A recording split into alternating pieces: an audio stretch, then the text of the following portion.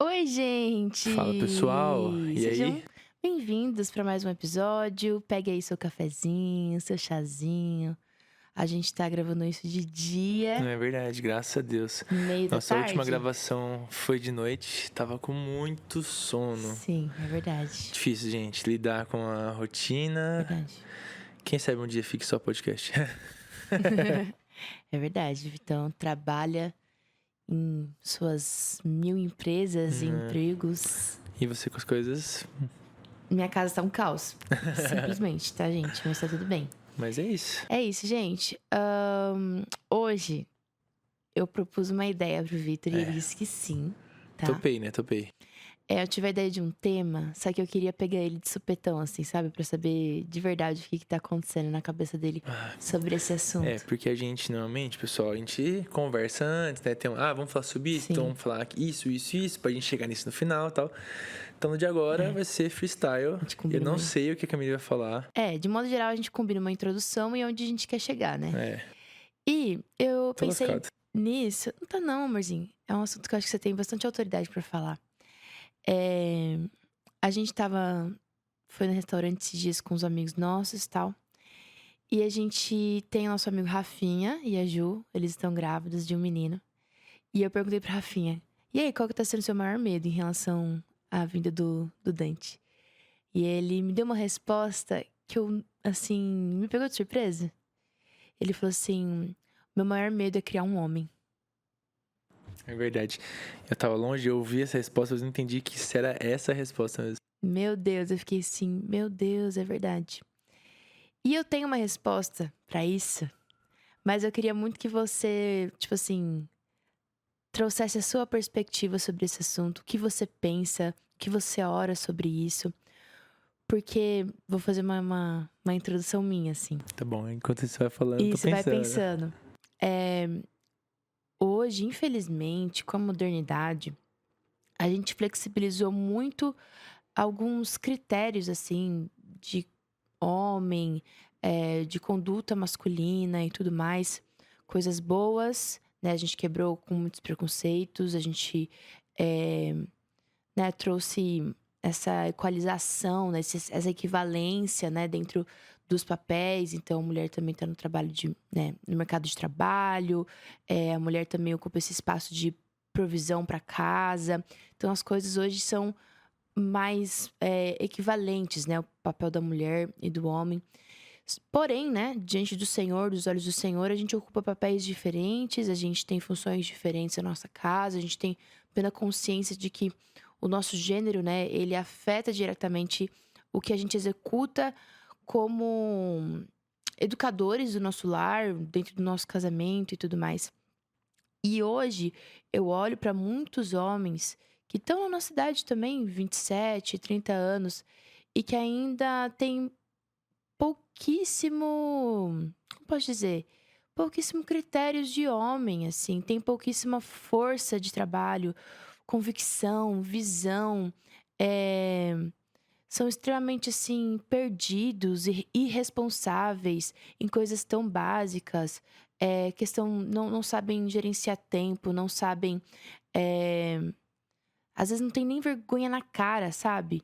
Diante dos seus erros, diante das suas fraquezas. Eles são homens tão confortáveis em terem fraquezas, por um lado, possuem uma sensibilidade, possuem uma empatia muito diferenciada em relação às outras gerações, mas são extremamente perdidos de convicção e de responsabilidade. A responsabilidade não dói, sabe?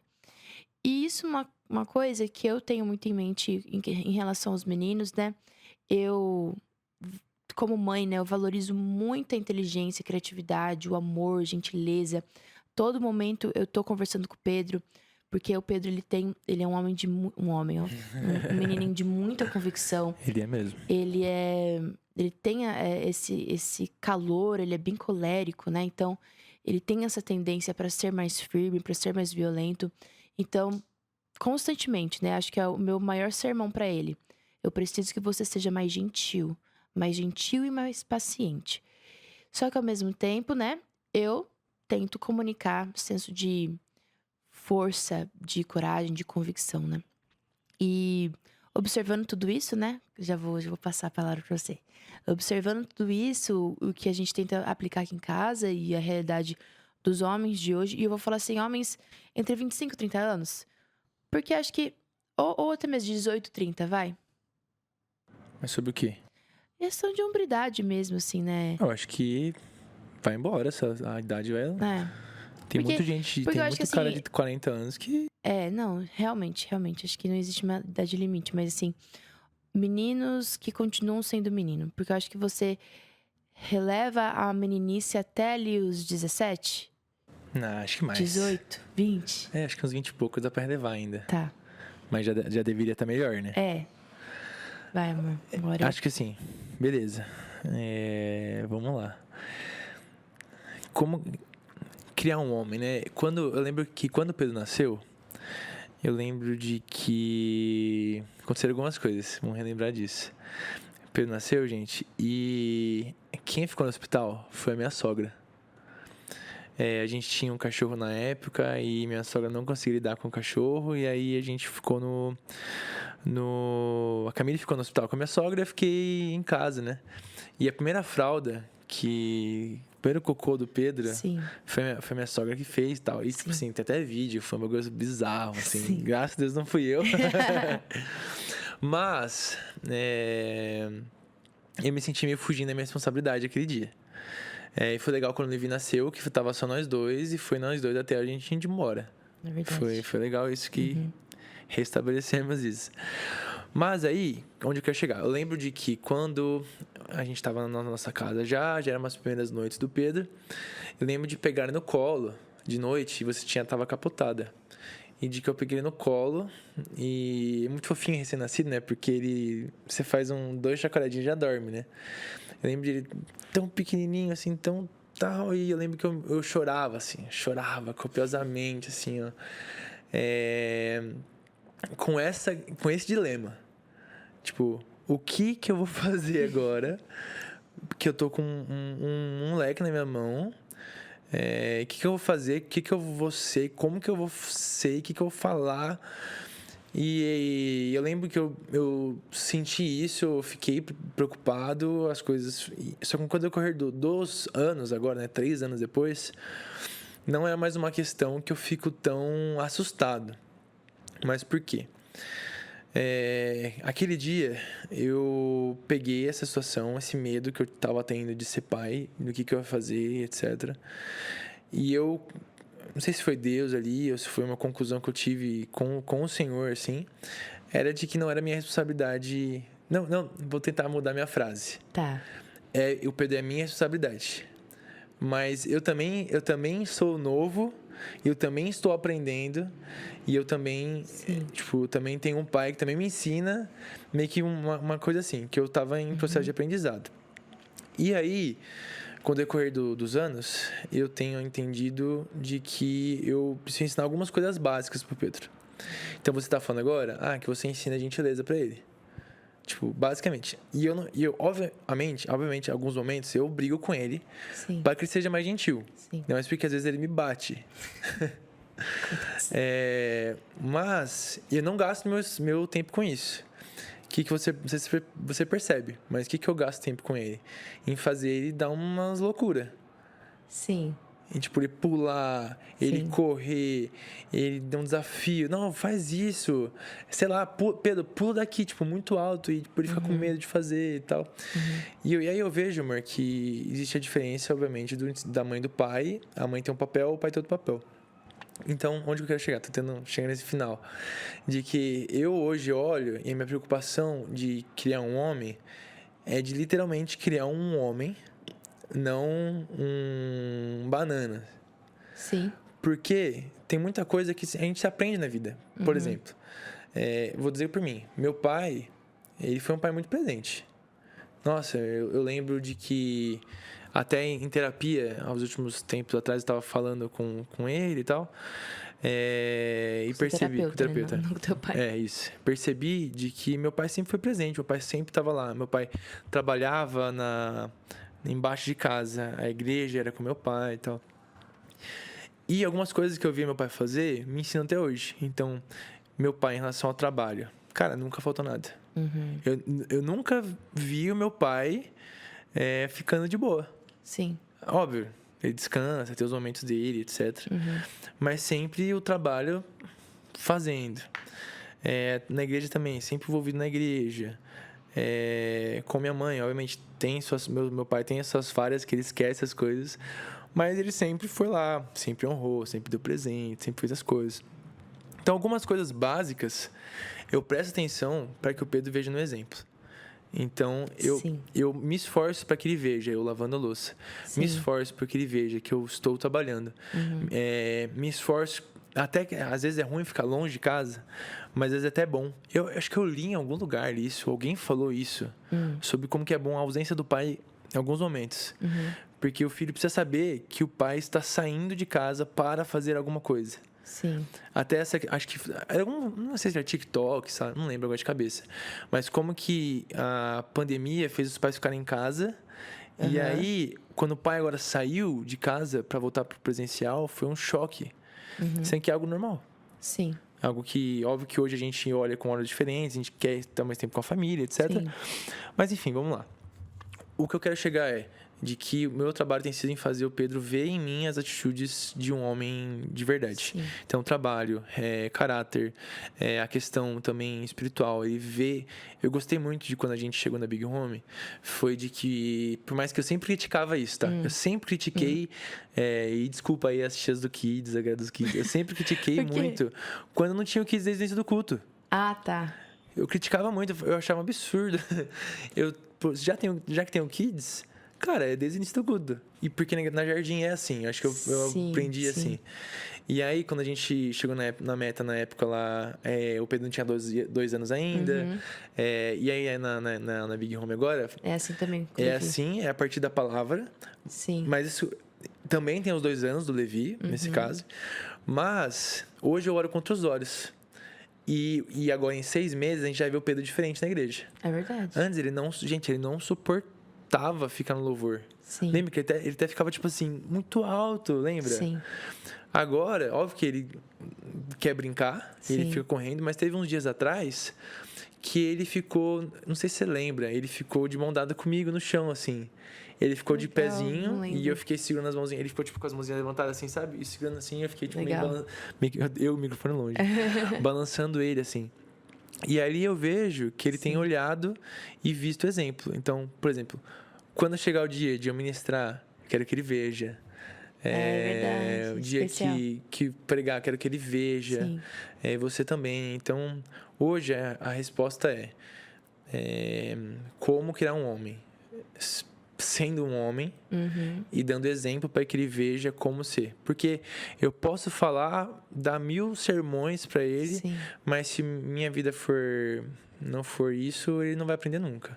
É isso. Ele vai aprender com outra pessoa, talvez. É isso. Essa foi exatamente a minha resposta pro fim, assim. Eu acredito que cuidar de crianças, ela se torna um peso muito grande quando a gente, por exemplo, quando a gente acha que é discurso. É através da... Vou falar manipulação, mas não no sentido ruim, no sentido realmente de moldar. Moldar e manipular algo, sabe? A gente acha que tá tudo no fruto da nossa mão. Sendo que, na verdade, eu acredito que muitas vezes homens estão hoje crescendo e amadurecendo porque não testemunham, sabe? Não presenciam, não veem, não enxergam. Às vezes é um crescimento tardio, porque não viu um Falta exemplo de em casa. referência, Exatamente. sabe? Falta de referência. E eu sei que hoje, né, a questão, né, muitas mães solteiras e tudo mais que fizeram o que podiam, né, diante de tudo isso. Muitos homens que crescem sem a figura paterna, às vezes vivos, mas longes, né? Sem referência ou com uma referência também fraca, né? E eu quis trazer isso aqui pra gente conversar, porque eu gostei muito de pensar sobre isso. Eu gostei muito de olhar e ver, por exemplo, no Vitor, eu descanso sobre isso. Eu tenho, assim, claro que dá medo, né? Principalmente quando a gente fala de sexualidade, quando a gente fala de acesso à pornografia, de erotização das crianças, dos adolescentes. Isso tudo me preocupa muito, né? Pensar na sexualidade dos meninos me É preocupa verdade. muito. É, o Vitor, ele não tem um bom testemunho. Desde os 12 anos, ele namorou uma menina por ano. Fala a verdade. Mentira. Mas eu tenho completa convicção de que o Vitor, exatamente por isso, por conta dessa vulnerabilidade dele, dessa história dele, ele vai conseguir acessar o coração dos meninos. Hoje ele já tem um trabalho de ter conexão com os meninos, de ter diálogo com os meninos. Então eu sei que não vai ser um Um homem. tabu, né? Uma coisa que não vai ser É dita. É isso. verdade. O Vitor já trabalha para encurtar essa distância no diálogo deles, assim, sabe? E é engraçado porque quando o Finha falou isso, eu falei assim, cara, eu sou muito tranquila. Eu posso descansar nesse sentido, porque eu sei que os meninos vão ser bons, porque eles vão assistir o Vitor sendo bom comigo, sendo um bom marido, sendo um bom pai, sendo presente na igreja, sendo um cara trabalhador, criativo, enfim. Uau. E, e eu acho que assim, amor, o ponto assim também, sabe? O fato de você também ser imperfeito. E você comunicar suas imperfeições, de pedir desculpa quando, por exemplo, quando a gente se passa com os meninos, ou dá muita bronca, ou a gente tá muito estressado e alguma coisa acontece. Nós temos essa postura de sermos rápidos em pedir perdão, de reconhecer. Talvez eles não entendam o impacto disso hoje, mas lá na frente talvez isso vá realmente ensiná-los a serem assim, a agirem assim também, sabe? E eu sei que a gente sempre se questiona, né, sobre como vai ser o nosso futuro, sabe? Como vai ser a nossa futura família, como a gente vai casar e tudo mais, o que vai acontecer? Será que eu vou ser um bom pai? Será que eu vou ter um bom marido? Né, esses dois lados do pêndulo, assim. E uma coisa que eu quero muito passar pra vocês hoje, assim, que quando a gente pensa em família, a gente nunca pode pensar em andar sozinho, sabe? Porque eu sei que o Vitor ele vai ser uma boa referência para os meninos e que a gente vai fazer o nosso melhor como família. Mas acima de tudo, o que vai dar crédito para essa nossa intenção é o fato de a gente ter gente ao nosso redor nos denunciando se caso a Exato. gente errar, sabe? E principalmente, né, eu sei que a gente vai sempre buscar estar num lugar onde os meninos, mesmo quando eles estiverem muito bravos com a gente e não estiverem concordando com a nossa postura, a gente vai estar dentro de uma comunidade, dentro de uma igreja, que vai suportar os meninos, que vai apontá-los e principalmente nos defender É também, verdade. sabe? É verdade. E isso é muito importante, assim. Eu lembro de uma vez de uma palavra que eu vi, de que qualquer mudança que, como pai, que você faça, você precisa se preocupar com a vida espiritual da tua família. Uhum. Então, quando a gente decidiu voltar para São Paulo, eu me preocupei muito em ter certeza de que era isso que eu queria mudar, né? Sim. Então, vou dizer por você, eu tinha preocupação contigo. Ah, será que a Camille vai gostar? Será que a Camille vai se sentir à vontade? Vai ser bom para ela? Uhum. E mesmo sobre as crianças. E eu não tô falando, gente, de uma estrutura incrível.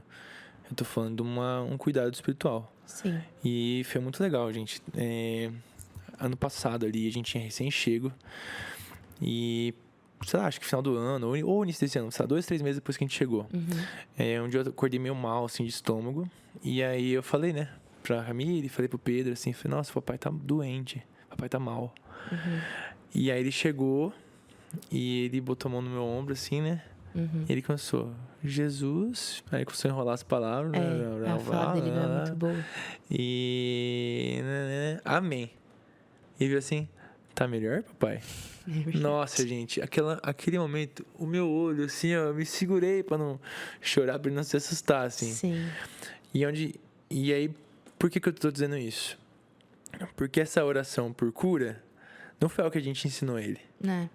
A gente A gente, ora, a gente mas não tem o ora, hábito de Não, É, tô com dor de cabeça, deixa eu orar aqui por isso, você. exatamente. A gente ora, obviamente, mas a questão de oração por cura foi algo que a gente não chegou lá ainda para Sim, explicar para ele.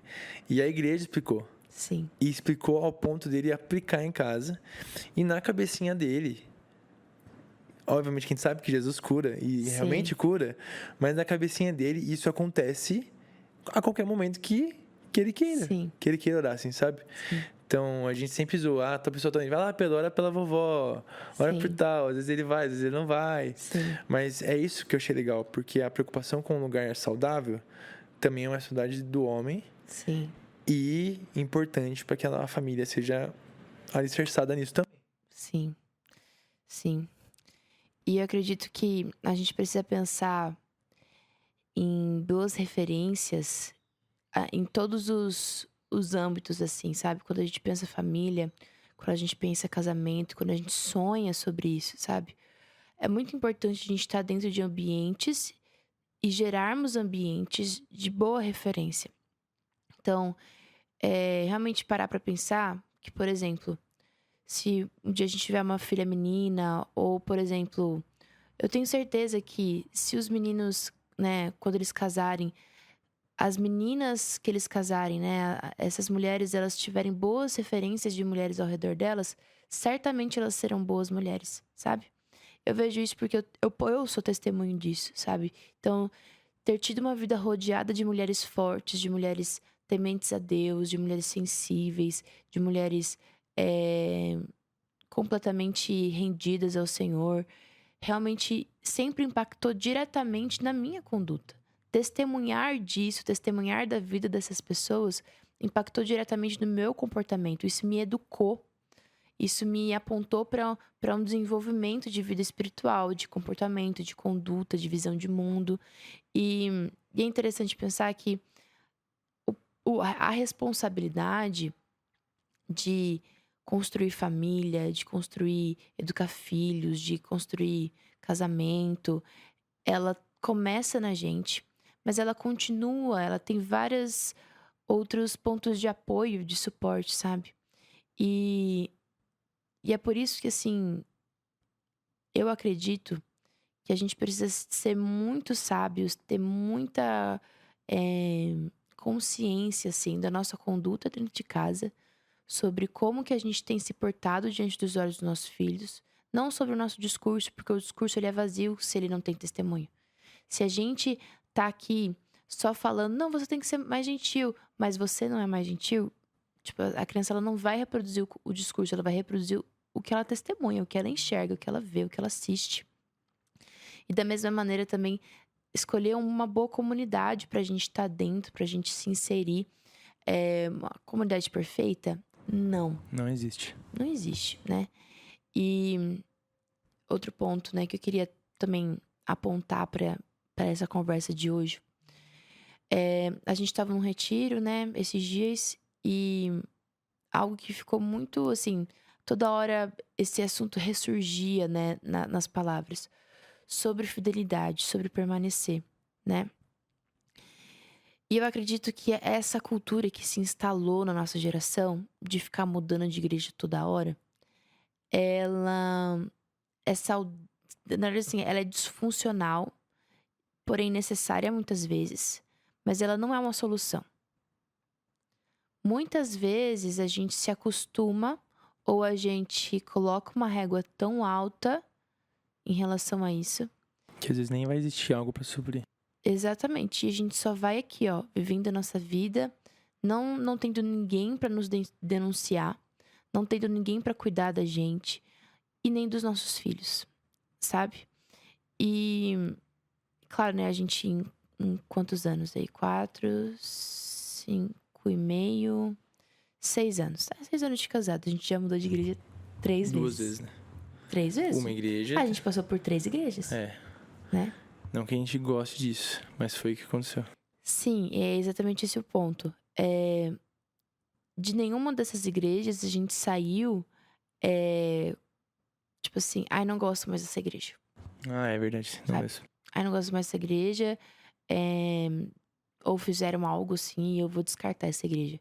Mas realmente por um direcionamento de um novo tempo, sabe? Realmente lá na meta mesmo, a gente considerou sair do trabalho, permanecer lá, porque a gente precisa ter essa questão de fidelidade. Nós precisamos ser tolerantes, a gente precisa ser flexível, a gente precisa ter esse vínculo. Senão a nossa família, ela nunca vai testemunhar de até mesmo dessa conduta de fidelidade, sabe? Vai assistir a gente indo de igreja para igreja, nunca vai se vincular com igreja nenhuma, a cada 2 anos você muda de igreja. E os nossos filhos vão nos assistir sempre sendo extremamente intolerantes, com um sentimento de superioridade. E principalmente não construindo nada. Isso. Porque a gente, né, como a Camille disse, como a gente mudou de igreja 2 vezes em 2 anos, basicamente, a gente percebeu que o primeiro ano é um ano de conhecer, é um namoro ali. Sim. Onde você vai namorar, você vai ver e tal. Você precisa ser conhecido na comunidade, você precisa se integrar na comunidade. Então é um ano mínimo que você vai ficar muito mais de boa.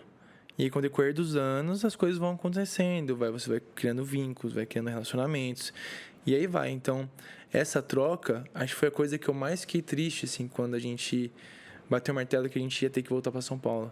Uhum. Foi de recomeçar.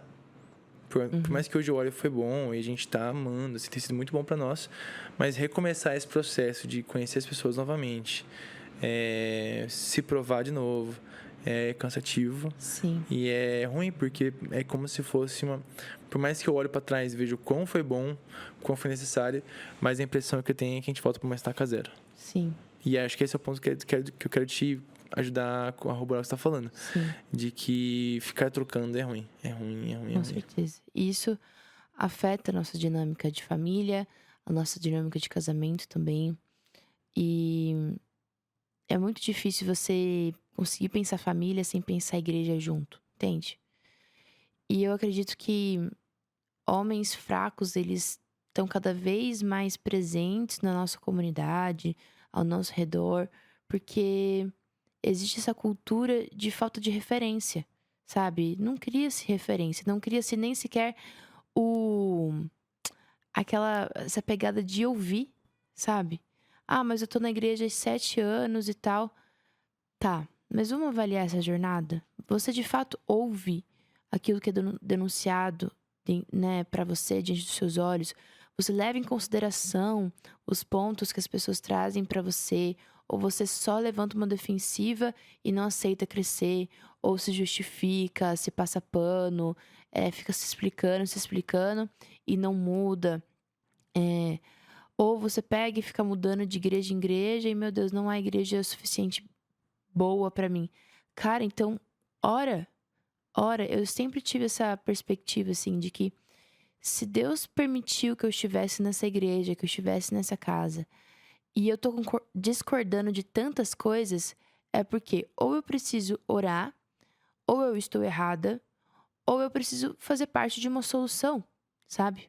Até, abrindo parênteses, eu fiz uma escola de justiça social na Big esses dias, e o Wesley falou muito disso, assim, a gente não precisa de voluntários, a gente não precisa só de mãos. A gente precisa de cabeças pensantes, pessoas que são parte da solução. Não só que recebem ordens, vão e, sabe, não somente isso, porque isso também é importante, mas de pessoas que pensam, que se disponibilizam a ser parte da solução. Que isso só é gerado a partir de uma humildade, a partir de um reconhecimento, de uma busca de referência, de uma submissão, sabe? De realmente um desejo de ser fiel, realmente um desejo de criar raiz, de construir algo juntos, sabe? E eu quis começar essa conversa falando da criação das crianças, porque a igreja ela também nos educa. A igreja, ela também é esse lugar onde a gente assiste e testemunha. E também, como é que fala? Reproduz comportamentos.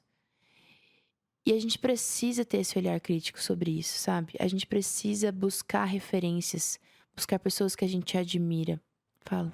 Eu só ia concordar contigo de que não só a igreja, eu vejo duas coisas legais. Então, a comunidade, então você vai conhecer pessoas que estão níveis acima, níveis abaixo e que todo mundo aprende junto. Mas também a questão espiritual também, né?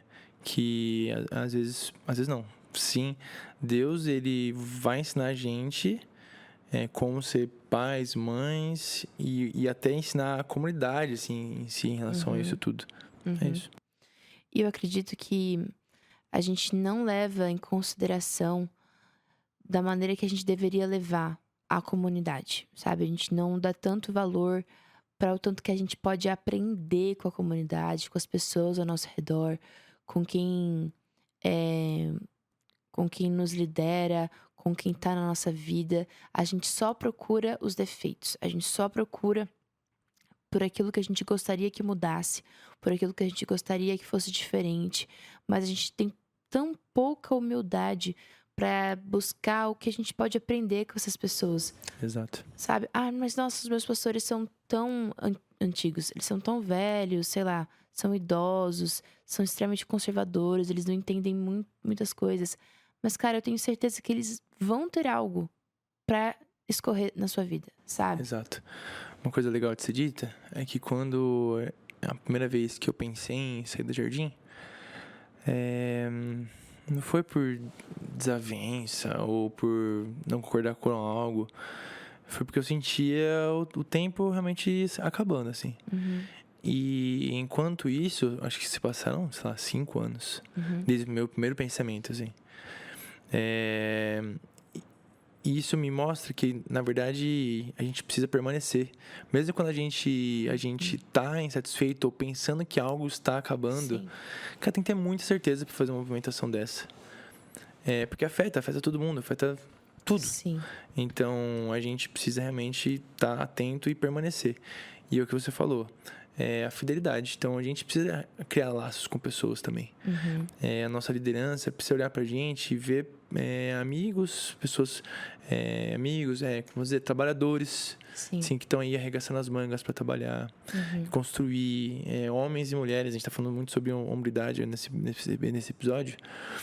Ser homens e mulheres, homens que vão te pegar e fazer, assim, sabe? Sim. E isso a gente precisa criar, esse relacionamento é criado com longevidade, né? Com tempo. Com certeza, com certeza. E regado de muita vulnerabilidade, porque às vezes você tá numa boa igreja, mas você não consegue usufruir disso porque você sempre tem uma postura defensiva.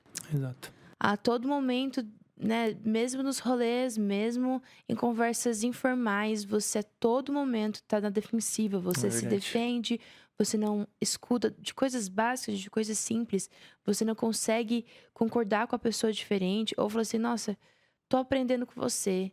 Nossa, meu, esse é um ponto bom. Uou, sabe? Você não consegue nem ter esse tipo de postura. verdade.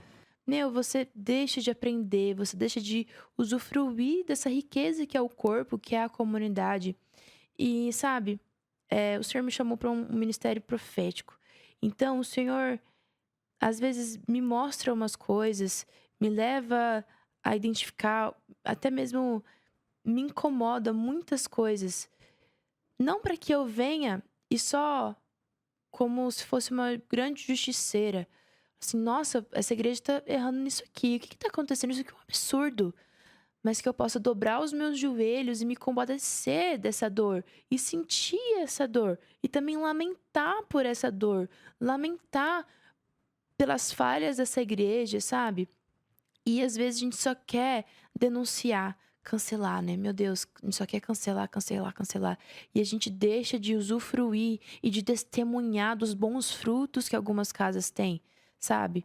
E eu acredito que a gente precisa, de fato, se rodear de bons testemunhos. E a gente só consegue se rodear de bons testemunhos se a gente fica para assistir o crescimento. Isso é muito profundo, é muito profundo. Eu acho que tem um assunto que a gente pode permear depois mais. Sim. A relação da fidelidade com liderança, com igreja. Enfim, é isso, né? Quanto tempo? A gente bota um tempinho, gente, pra gente não se perder e falar demais. Mas, pra gente concluir, então, eu gosto, né? Eu quis trazer esse paralelo com os meninos, com a parte Foi muito legal, eu parte gostei da surpresa, eu gostei. da educação, porque o que seria deles se a gente fosse intolerante aos erros deles? Se a gente, cada pequena falha, cada pequeno deslize deles, a gente já os descartassem. A gente nem ficaria para ensiná-los. Muitas vezes eu sou muito rigorosa na educação, eu sou mais rigorosa que o Vitor. No sentido de, não, Que não, isso? calma. Eu sou mais intolerante, vou por assim, aos erros do que o Vitor. O Vitor ele é mais flexível, ele tem mais paciência de ensinar e tal.